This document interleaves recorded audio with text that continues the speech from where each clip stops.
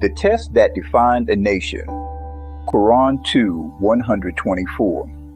And remember when Abraham was tried by his Lord with certain commands, and he fulfilled them. God said, I will make you an imam to the nations. Abraham said, and from my descendants? God replied, my promise does not extend to the wrongdoers.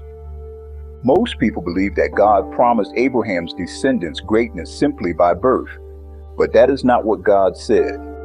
God tested Abraham. Abraham passed. Only then did God say, I will make you a leader for humanity. And when Abraham asked about his descendants, the answer was clear. My promise does not extend to the wrongdoers. This one sentence changes everything. Lineage is not enough. A great name is not enough.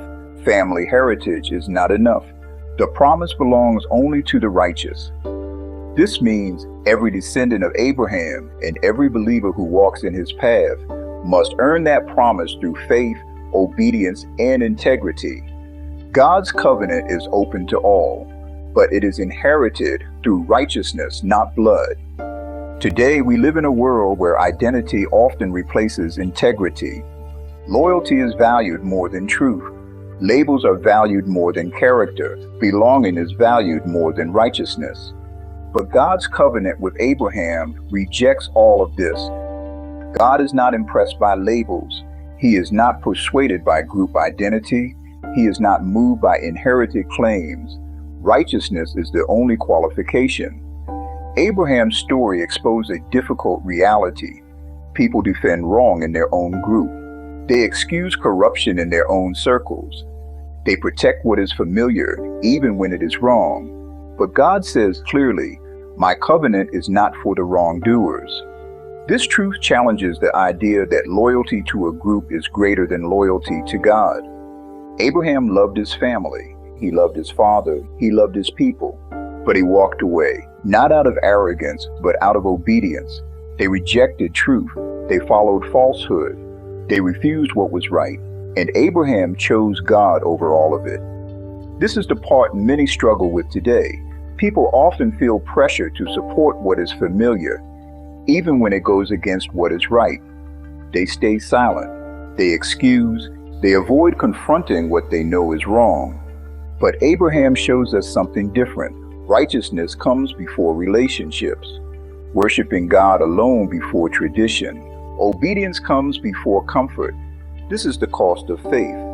Abraham was not made a leader because of who he came from. He became a leader because of how he lived. He obeyed under pressure. He chose truth over approval. He separated from falsehood. He trusted God over people. He lived what he believed. This is what leadership really is. Not position, not power, not title. Leadership is moral clarity. It is the courage to stand alone, the courage to correct what is wrong, the courage to walk away when necessary. God's friendship with Abraham. Quran 4:125. Who is better in religion than one who submits to God, does good, and follows the way of Abraham the upright? Abraham was not only a prophet, he was a friend of God, and this is the highest honor a human being can receive. And here is the message.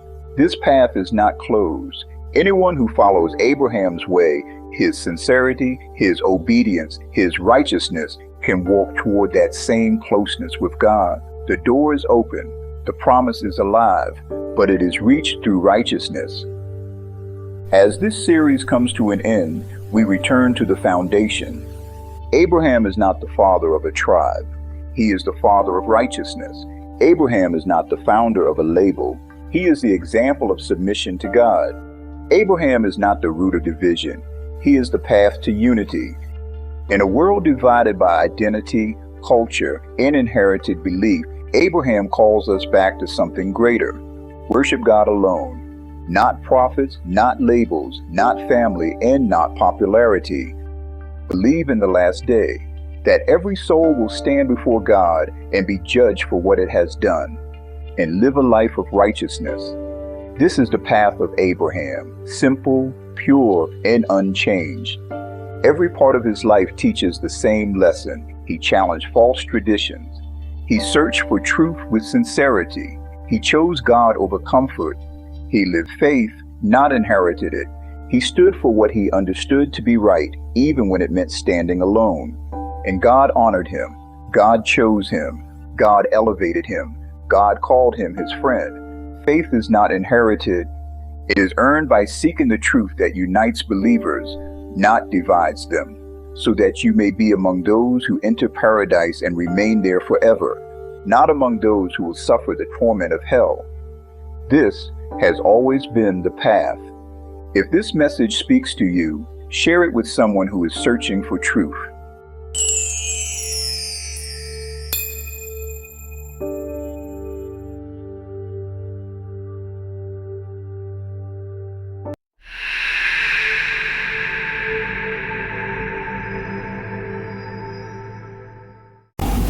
Thank you for joining me for this episode of Beyond the Veil.